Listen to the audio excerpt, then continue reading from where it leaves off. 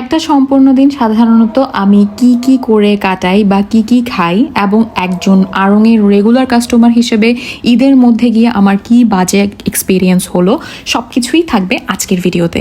পৃথিবীর যে কর্নারে যে অবস্থাতেই যেই সময়ে আমি ঘুম থেকে উঠি না কেন, গত ৮ বছর ধরে এই গরম পানি বা ডিটক্স ওয়াটারটা আমি খালি পেটে খেয়ে আসছি এবং এটার কিভাবে বানাতে হয়, কি উপকার হয় এবং আমি কি উপকার পার্সোনালি পেয়েছি তা জানতে চাইলে আমি আলাদা একটা ভিডিও করার চেষ্টা করব। এরপর যেহেতু আমি খুবই দেরিতে ঘুম থেকে উঠেছিলাম, তাই অল্প একটু অলিভ অয়েলে 2টা ডিম ভেজে আমি শুধু ব্রেকফাস্টটা করেছিলাম এবং লাঞ্চ হিসেবে আমাদের বাসায় যে রান্নাটা হয় সেটাই আমি খুবই অল্প পরিমাণে ভাত নিয়ে সেটা দিয়ে আমি লাঞ্চ করি।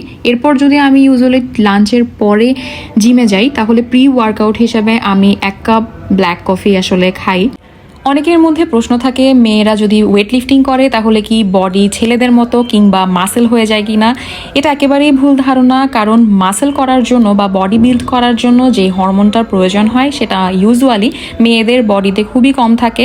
সেটা করার জন্য খুবই পরিশ্রম করতে হয়, বাইরে থেকে আলাদা মেডিসিন বা ইঞ্জেকশন পুশ করেও সেটা করা অনেক টাফ। তাই ইউজুয়ালি টানা 5, 6 বা 10 বছর টানা ওয়েট লিফটিং করেও আসলে বডিটা বিল্ড করা যায় না।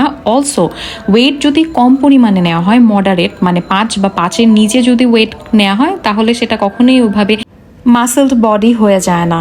এরপর আজকে আমি জিম থেকে এসে দেখি আমাদের নেবার থেকে এই খাবারগুলো দিয়েছে, বাট ইয়েস আমি যেহেতু ডায়েটে আছি আমি এই খাবারগুলোর মধ্যে কিছুই খাইনি। আমার জন্য তরমুজ কাটা ছিল। ও বাই দ্য ওয়ে, তরমুজ আমার one of my favourite fruit. অনেকে অবশ্য বলে সব ফলই আমার প্রিয় খাবারের মধ্যে পড়ে, আসলে এটা সত্যি কথা, ফল খেতে আমার খুবই ভালো লাগে। এরপর আমি 2টা ব্রাউন ব্রেড দিয়ে কিছু এগ স্ক্র্যাম্বল করে এটার মধ্যে দিয়ে খেয়েছিলাম।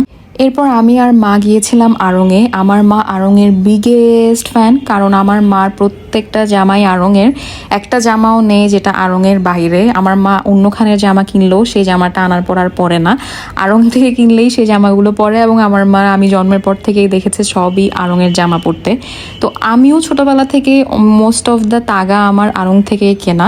কিন্তু আজকে যেহেতু রমজান মাসের 2য় দিন, আমি ভেবেছিলাম অনেক কালেকশন এসেছে এবং ওদের তো কাস্টমার সার্ভিস সবসময় ভালো ছিল। আজকে আমি যে জিনিসটা ফেস করলাম, ওদের কাস্টমার সার্ভিসের জন্য মানে রমজান মাসে বেশি মানুষ হবে দেখে অনেক এক্সট্রা মানুষ এনেছে, কিন্তু তাদের সার্ভিস খুবই বাজে ছিল। মানে আমি একটা জিনিস দেখে ওটার প্রাইস ট্যাগ ছিল না, জিজ্ঞেস করার পর তারা সেটা আধা ঘন্টা পর আমাকে জানিয়েছে। এরপর আমি লাইনে যখন দাঁড়িয়েছিলাম পেমেন্ট করার জন্য, সেখানের মেয়েটি আমার সামনের একজনের বিল করার জন্য প্রায় 20 মিনিটের মতো সময় নিয়েছিল। সো ওভারঅল আমার খুবই বাজে লেগেছে তাদের সার্ভিসটা আজকে। তারপর আমি বাসায় এসে রাত্রেবেলা টক দই দিয়ে কলা খেয়েছিলাম। এটা আমার একটা পুকি ব্রাশ আমি খুব রিসেন্টলি কিনেছি। অ্যান্ড এটাই ছিল আমার আজকে সারাদিনের blog. Thank you so much for watching.